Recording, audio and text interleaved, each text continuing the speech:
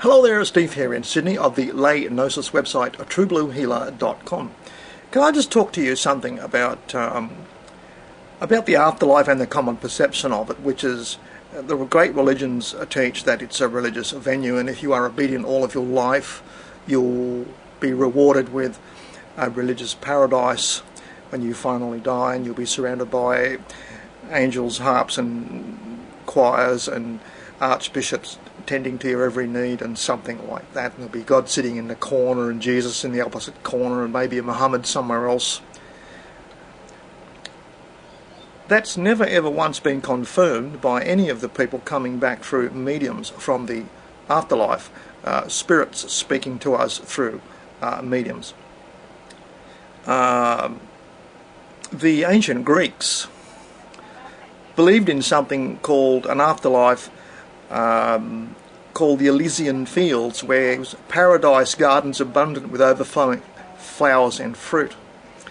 And I've got a powerful testimonial now from someone, the foremost expert in OBEs in the whole world, Mr. Robert Monroe. I've got a little video here for you coming in a minute or two, and he tells you in no uncertain terms that the Elysian Field version of heaven is where you wake up, and it's definitely not a religious venue. Not a religious venue. On top of that, we have numerous Catholic priests who have communicated back, having died, communicated back through mediums that they are deeply aggrieved. They spent their whole life mistakenly persuading religious people to believe in this religious venue afterlife. Now, don't think for a minute that you should rush out and attack every religious person you know. I think that's a very cruel and ugly thing to do, and we sort of have to let them learn this by drip feed. I'm hoping that the TV show Sensing Murder wakes some of them up and start considering the fact that maybe they've been fibbed to. The religions protect themselves by saying don't go near sorcerers, witchcraft, mediums, necromancers, etc.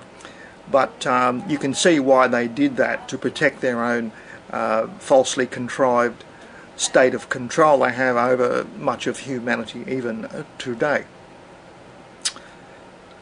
Now, I've got some friends I greatly admire and greatly invest in. I value their friendship so highly, and some of them are deeply religious. One is Muslim, a couple of them are Christians, one of them you would have to call a fundamentalist. Yet I value their friendship so highly, I don't go beating around the head with facts and figures and evidence and that sort of stuff. I actually admire them for the happiness they achieve living in their little happiness bubble they've created for themselves.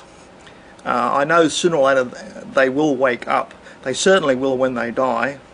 But I've never favoured and don't ever condone attacking religious people head on in some kind of kamikaze attack, which could backfire on you. You could lose some very valuable friends like I could.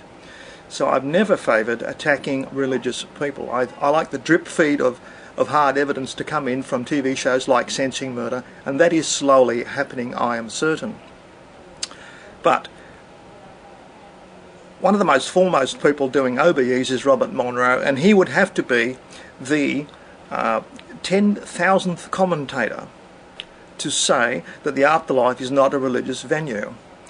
And after that little video clip, he does provide for you, I've hooked it on, it's 2 very short videos.